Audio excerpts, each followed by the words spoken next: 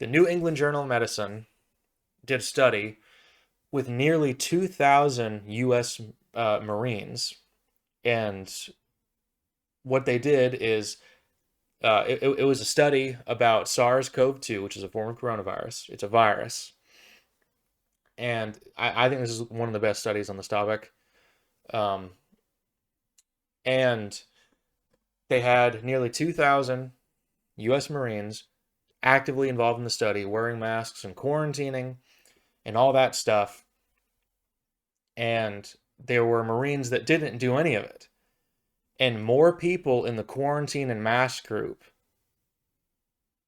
got sick, got infected, than the people who did not participate in any of the social distancing or the masks or quarantining.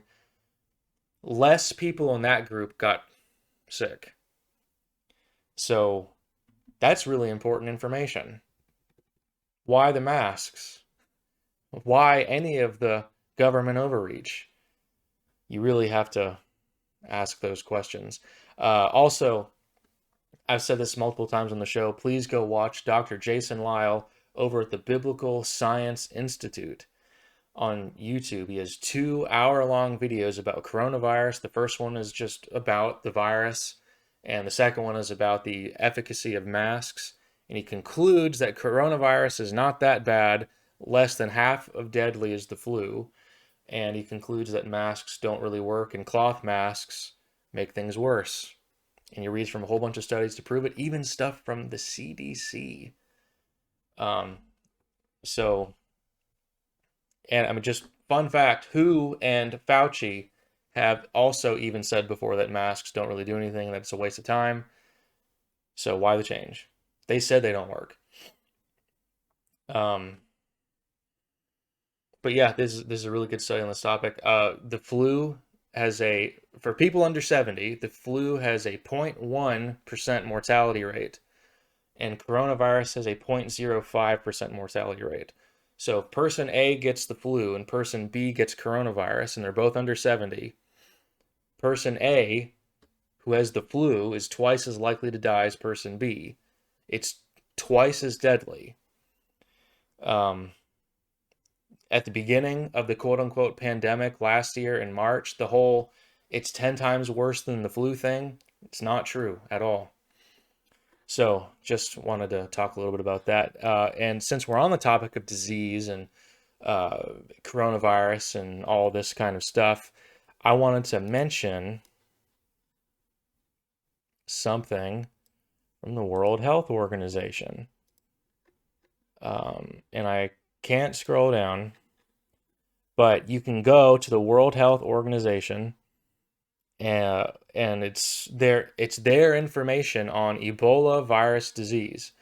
It's not letting me scroll, but if you go to the World Health Organization's website, you can read about the Ebola virus disease, and it will tell you that Ebola has a 50% mortality rate.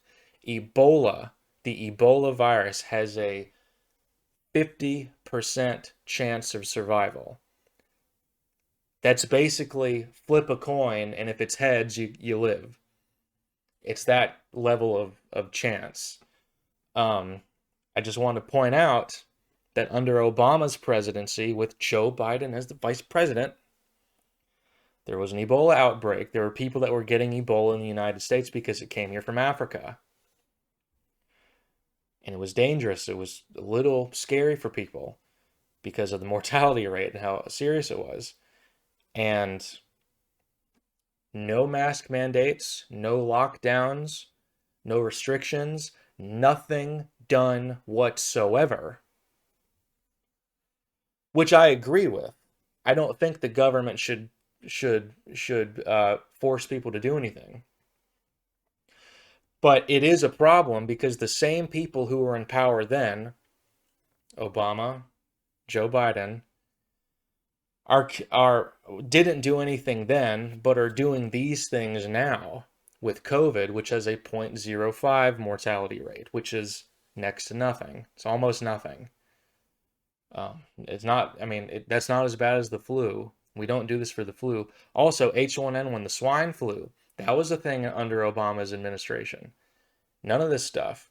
But people like Obama and Joe Biden condemned Trump and Republicans and conservatives for wanting to be free and not have to deal with this crap. But an actual serious disease that had a 50% mortality rate coming to the United States, they didn't do anything about it.